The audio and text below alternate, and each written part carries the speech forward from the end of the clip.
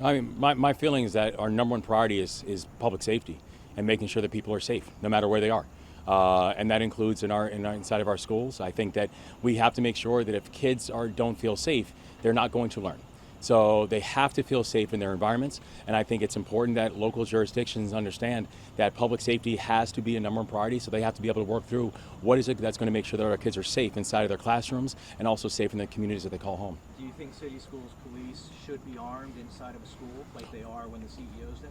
Well, I think MSDE, along with our local jurisdictions, have got to be the ones to make the decision about what is going to keep our kids safe and what is going to make sure that students are safe inside of their classrooms and in their neighborhoods. But I think that people have to understand that public safety has got to be the top priority, because if kids are not safe, then kids are not learning. When you go into a school, do you have armed security with you? Well, everywhere we go inside the state, we have we have what is constitutionally authorized, but that has, when I'm thinking about the public safety for all of our students and the public safety for all of our individuals, people feeling safe in their neighborhoods and their communities is our top priority. And I think we have to make sure that we're exercising all options to be able to ensure that that's the case. All right, sorry, buddy, I'm just chiming in here. Can we talk to you about the big news today? That's You're great. Announcing your re-election. Why'd you do it softly in a video? And you know that it will not quell speculation that you have your eyes on the biggest office. Can you speak to those issues? I am incredibly excited to go back in front of the people of Maryland because I think we've got an important story to tell. I think we've got a story to tell that shows that in just 2.5 years that we have jump-started Maryland's economy, that we have added over 100,000 new jobs, which is more in 2.5 years than my predecessor added in 8 years, that we've started over 30,000 new businesses in the state of Maryland since we've been the governor, that we have helped to break the back of violent crime, that scourge of violent crime that we were seeing before we came on board, that we made historic investments in public education. We're going to continue making historic investments in public education, and we've actually brought fiscal discipline. We've stopped the out-of-control spending that was taking place in the state of Maryland, where now we've gone 3 straight years of actually decreasing the size of the general fund. So I think the people of the state of Maryland know and see that our priority is here, our priority is them, that we are focusing on fighting for the people of the state of Maryland, and I'm excited to ask them for another term. Governor, you said public safety is your number one priority. Yeah. Last week you announced that you're sending the state police to Baltimore. Your office said that's a very important move. I guess my question, if it's so important, why did you wait until now to do it? Why didn't you do it 2 years ago, last year? Well, we've been doing it throughout the process of the past 2.5 years. That's one of the benefits of actually having a relationship with our local jurisdictions, having a relationship with the mayor, having a relationship with local law enforcement, having a relationship with your state's attorney, being one of the only states in the country that actually helps to fund the U.S. attorney out of balance sheet. We have made the largest investments in local law enforcement in the history of the state of Maryland. And so I think that people see that we are taking an all of the above approach when it comes to addressing public safety. And what that also means is being able to make decisions and being able to move quickly to make adjustments. The only way you can do that and do it effectively is if you're actually connected to the community, if you're spending time in the community, if you're actually working with local leaders and local jurisdictions and local community members, because that's how we're able to adapt and to know what resources are needed at what point. Governor Moore, you say you wanted to bring fiscal discipline back to Annapolis and to the State House. When you talk to people around the state of Maryland, the biggest thing that they talk about is they say that you and Democrats in the State House have raised their taxes, and they point to the more than $1 billion tax and fee increases that went into effect this last year. So how do you really look at them and say that you are bringing fiscal discipline outside of the general fund when they also know that tax and fee increases have gone up under your leadership? Well, I think the biggest thing that we continue to hear from people is a measure of appreciation that we have given the middle class a tax cut, that we have actually given veterans a tax cut.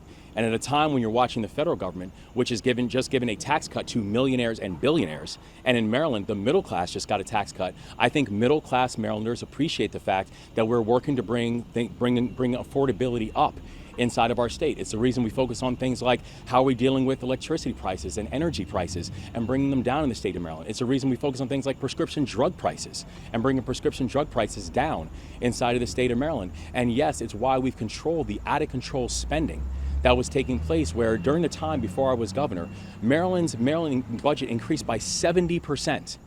And now if you just look at the last budget, this was the largest cut to the Maryland state budget that we have seen in 16 years. And we were able to make those smart strategic cuts while also giving the middle class a tax cut. And yes, asking those who have done very well to invest a little bit more, so we could actually have the best public schools and have safe streets. And so I think people really appreciate the measure of fiscal discipline and the analytics and the data-driven analytics that we've brought to this work, to know that we can both be fiscally disciplined and also make sure that the middle class is getting a tax cut and have a growing economy that can lead us through this effort. And guys, real quick, we're just going to put another mic on the stick real quick. Appreciate you guys. Sorry, Sorry. we're That's all right. a little late to the party here, Governor. That's all right. Governor, what's your take on how the Hey guys, shaping let's up? just wait for a second. Okay. Thank you. What's your take on how the field is shaping up? I mean, Steve Hershey announcing an exploratory committee, Ed Hale switching parties to get involved. Can you talk to us about the race here? Yeah, I mean, I've seen there's a lot of Republicans that are looking to get in the race, and that's fine with me. Whether it's Republican Ed Hale or Republican Steve Hershey or Republican Larry Hogan or Republican Andy Harris or Republican John Myrick, or there's a lot of people who are making similar type of noise. I mean, the thing that I would say is that whoever it is, they should come ready, because we have a very real record to run on, and a record that we're very proud of. Knowing that there is still more work to do, but knowing that the work of progress in this state is very real. And also, we plan on having a very strong effort to be able to make our case to the people of this state. And the thing that we know is this, is that when we're watching the chaos from Washington, that the people of this state want to know that they have a fighter as governor.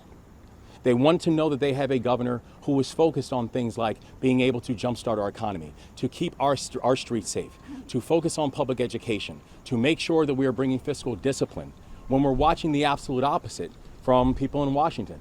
And so I think for anyone who's thinking about running in, I think that they'd better be prepared to defend their record, but also they'd better be prepared to also explain why they have been so dead silent when we're watching the ravages of Donald Trump coming to the state, and they have said absolutely nothing about what Donald Trump is doing to the people of this state. Got time for a couple more? Speaking about the federal workforce, about the federal changes that happened at the federal workforce, it's no secret Maryland has the second highest concentration of federal workers in the country. The federal job cuts funding from the Trump administration has hit Maryland particularly hard.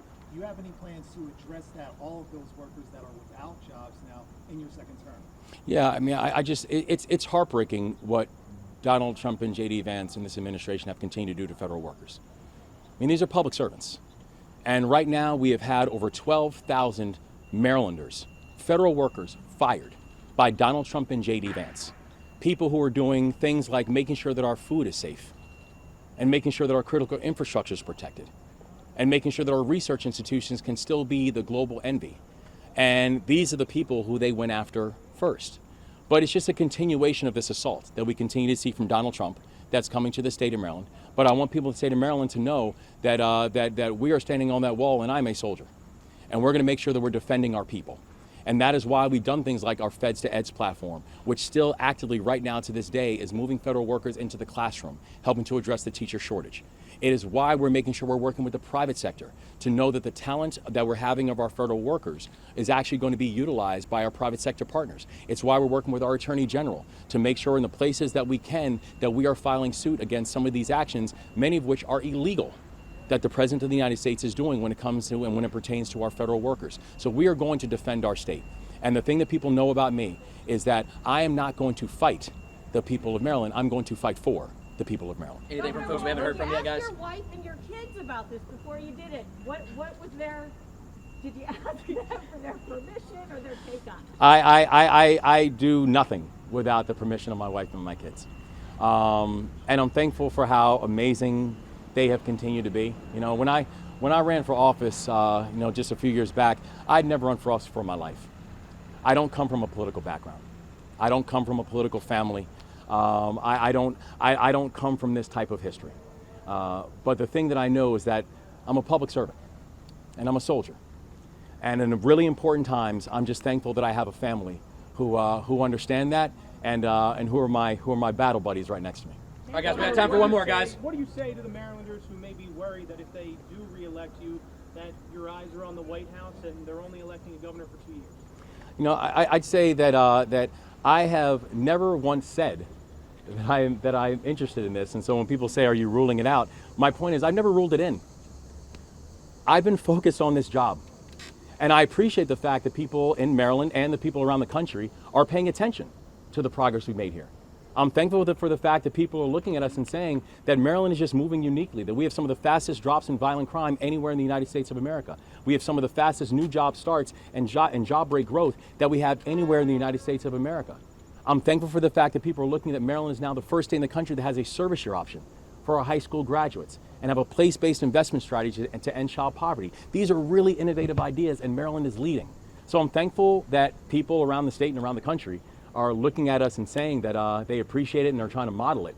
But I am very clear and I'm laser focused on making sure that the people of our state are going to be okay, and I'm excited to be their governor for this next term.